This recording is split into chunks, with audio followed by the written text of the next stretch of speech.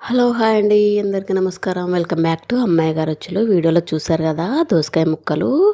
ఈరోజు మన ఛానల్‌లో దోసకాయ టమాటా రెసిపీ అన్నమాట. దానికోసం అయితే 2 టమాటాలు, 2 దోసకాయలైతే మీడియం సైజువి తీసుకొని కట్ చేసి పెట్టుకోవాలి.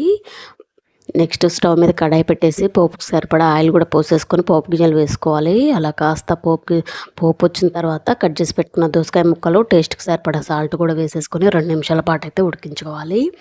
దోసకాయ ముక్కలు మెత్తబడిన తర్వాత టమాటా ముక్కలు కూడా వేసేసుకొని 1 నిమిషం పాటు అయితే ఉడికించండి. నెక్స్ట్ కరివేపాకు కూడా వేసేసుకొని మళ్ళీ ఒకసారి అయితే కలుపుకోండి. దోసకాయ ముక్కలు, టమాటాలు ఉడికిన తర్వాత ఇందులోకి టీ స్పూన్ వరకు అయితే పసుపు కూడా వేసుకోవాలి. వేసుకొని అందులోకి 1 స్పూన్ వరకు అయితే కారం పొడి వేసుకోవాలి. ధనియా పౌడరు, జీలకర్ర పొడి కూడా వేసేసుకొని బాగా కలుపుకోవాలి.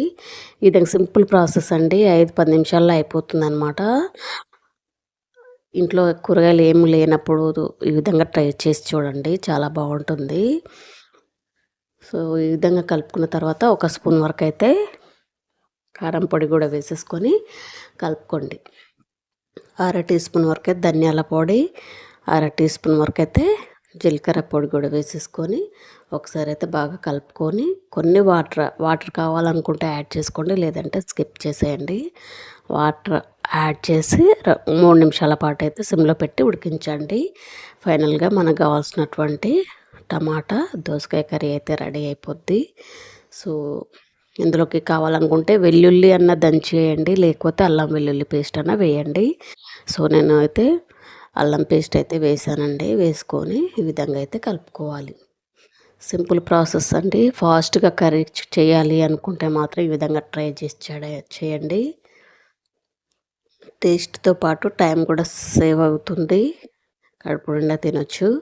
సో, ఈ విధంగా వేసుకున్న తర్వాత ఇంగ్రీడియంట్స్ యాడ్ చేసుకున్న తర్వాత కొన్ని వాటర్ యాడ్ చేసుకొని కలిపేసుకోండి.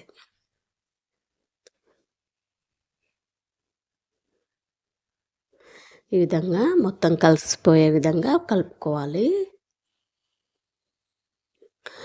కలుపుకున్న తర్వాత మూత పెట్టేసి ఒక 2 నిమిషాల పాటు అయితే ఉడికించుకోవాలి.